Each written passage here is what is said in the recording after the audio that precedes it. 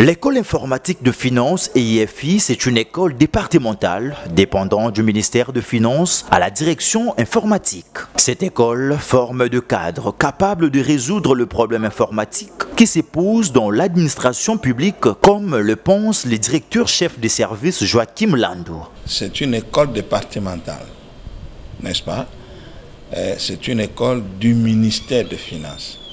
Et le ministère des Finances n'a pas seulement une seule école, mais il a aussi, ce que vous connaissez, l'école nationale des finances, qu'on appelle aussi ENEF. L'ENEF dispense des enseignements sur les finances publiques, tandis que l'école informatique des finances dispense des enseignements particulièrement sur l'informatique.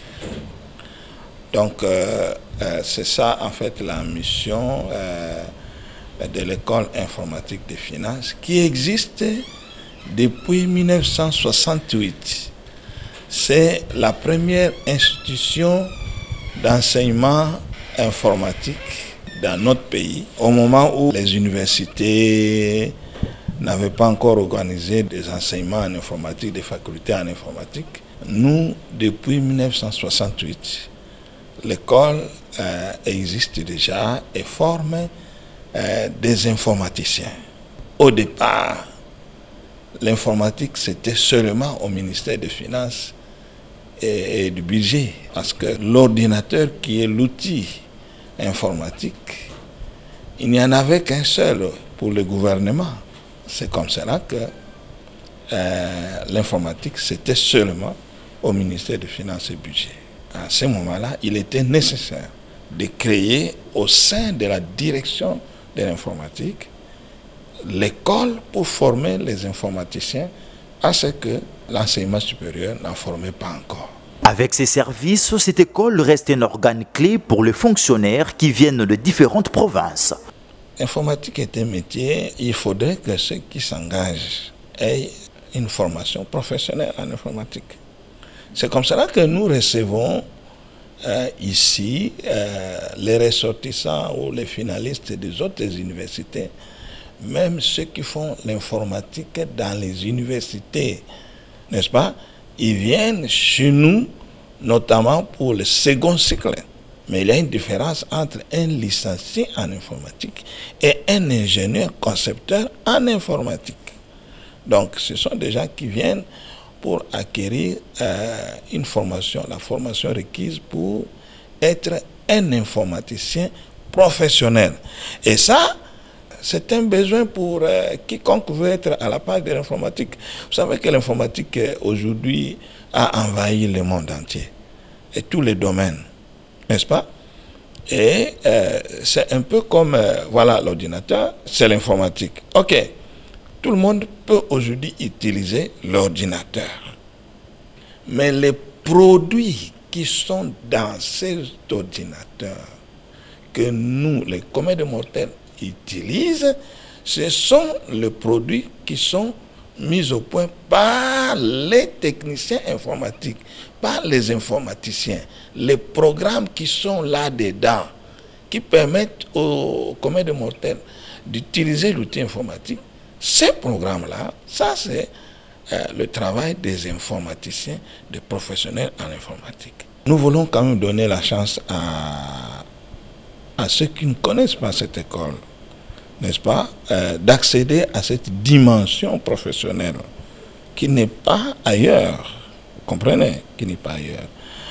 Et surtout, nous avons reçu beaucoup de doléances de province, qui veulent bien justement embrasser la partie professionnelle en informatique. Et c'est comme cela que nous avons jugé bon de porter cette information à la portée de tout le monde. Et tout le monde chez nous, ce n'est pas seulement les indépendants, mais aussi les fonctionnaires. Les fonctionnaires, parce que la population cible pour l'école informatique de finances, ce sont les fonctionnaires. Et les fonctionnaires sont recommandés par leur service. Et les fonctionnaires suivent tous les 2 cycles gratuitement. Mais compte tenu de notre capacité d'accueil, n'est-ce pas, nous recevons aussi les indépendants. Étant une école à double tutelle, à savoir le ministère de l'enseignement supérieur universitaire et celui des finances, les inscriptions sont déjà ouvertes aux candidats pour cette nouvelle année académique 2020-2021. Les conditions d'inscription sont idem comme partout ailleurs, n'est-ce pas? Par exemple, pour faire la section analyse et programmation, il faut avoir un diplôme d'État. Comme nous sommes agréés par l'enseignement supérieur, nous suivons aussi les instructions de l'enseignement supérieur. Là, par exemple, les diplômés d'État qui ont obtenu 60% ou plus, ils ne font pas de concours d'admission. Ils sont retenus d'office, question de présenter les documents probants. Là, vous serez retenu d'office. Tandis que ceux qui ont eu moins de 60% doivent passer par un concours d'admission et être classés en ordre utile. Et là, pour le second cycle, tous sont obligés de passer par le concours. Alors, ceux qui sont à l'intérieur du pays peuvent se faire inscrire en ligne à partir de notre site internet www.eifi.net et les conditions d'inscription sont indiquées dans notre site internet. Les locaux de siège, tous ces bâtiments-ci, c'était conçu pour l'école informatique.